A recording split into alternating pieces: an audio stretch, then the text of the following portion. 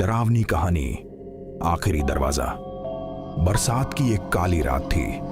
आसमान में बिजली बार बार चमक रही थी और दूर कहीं कुत्तों के भौंकने की आवाज गूंज रही थी। राहुल अपनी बाइक से गांव की सुनसान सड़क पर जा रहा था।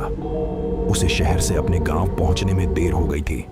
रास्ते में एक पुराना खंडहर बंगला पड़ता था, जिसके बारे में लोग कहते थे कि वहां रात में कोई नहीं रुकता।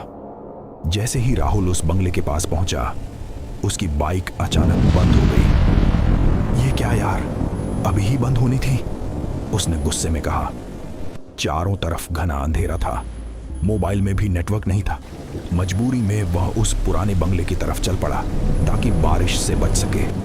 बंगले का दरवाजा थोड़ा खुला हुआ था, जैसे कोई उसे अंदर बुला रहा हो। जैसे ही राहुल अंदर गया, दरवाजा धड़ाम से अपने आप बंद हो गया। कौन है? राहुल की आवाज कांप रही थी। अंदर धूल भरे कमरे, टूटे फर्नीचर और दीवारों पर अजीब अजीब निशान बने हुए थे।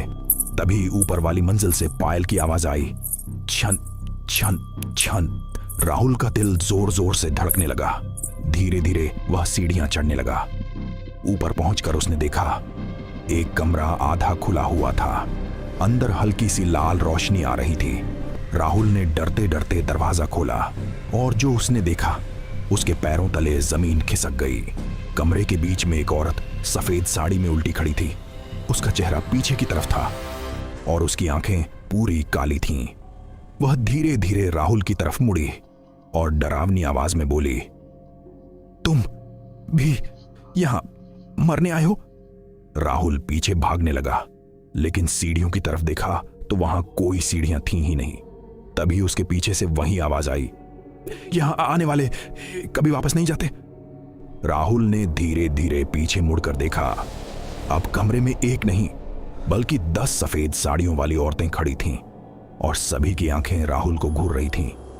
अगली सुबह गांव वालों को सड़क के पास राहुल की बाइक मिली, लेकिन राहुल कभी नहीं मिला। कहते हैं आज भी उस बंगले के अंदर रात में एक लड़के की आवाज आती है, कोई है, मुझे यहां से बाहर निकालो। और जैसे ही कोई दरवाजा खोलता है, वो आखिरी दरवाजा बन जाता है।